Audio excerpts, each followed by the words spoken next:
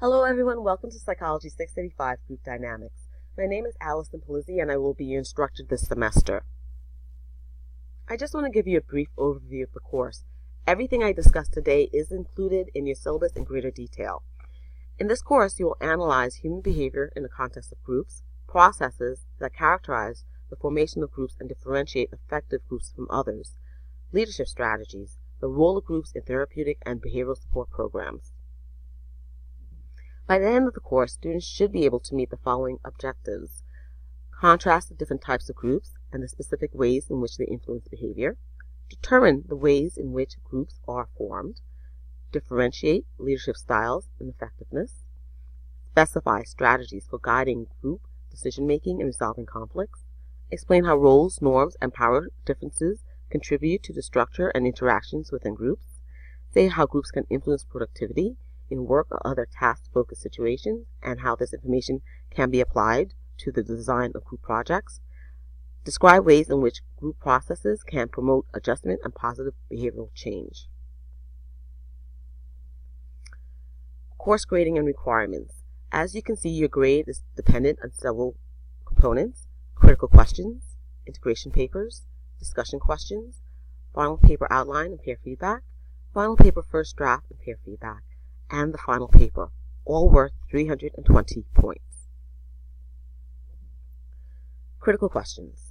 Students will post 2 questions to the discussion board that are inspired by the required readings and videos and respond to at least 4 other students' questions. The questions should be those that a research psychologist might ask to better understand research findings and to move the field forward. Example, what third variable might explain the correlation between variable X and variable Y? How do you explain the seemingly contradictory findings of Study A and Study B?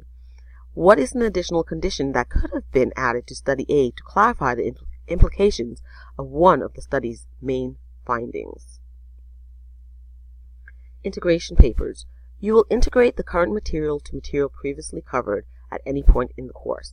Ways of doing this include explaining how the new material changes your understanding of the old material, designing a follow-up study that integrates the new and old material, or designing a program, such as an intervention, prevention, or training program for a particular setting, that integrates the new and old material. In each integration paper, you will cite more than one source and will follow APA-style guidelines. Your papers should be approximately 400 words.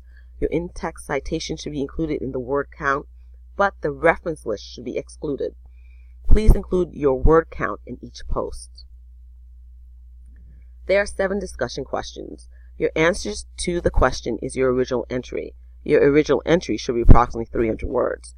You are also to respond to 2 classmates' original entries, and each response should be approximately 100 words.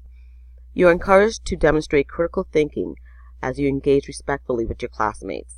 Please include your word count in each post. Final paper outline and feedback. As the first step of your final paper, you will submit an outline. You will also provide structured feedback on 2 of your classmates' outlines. Make sure you consult the final paper guidelines on Blackboard for more information about the paper and feedback. Final paper first draft feedback.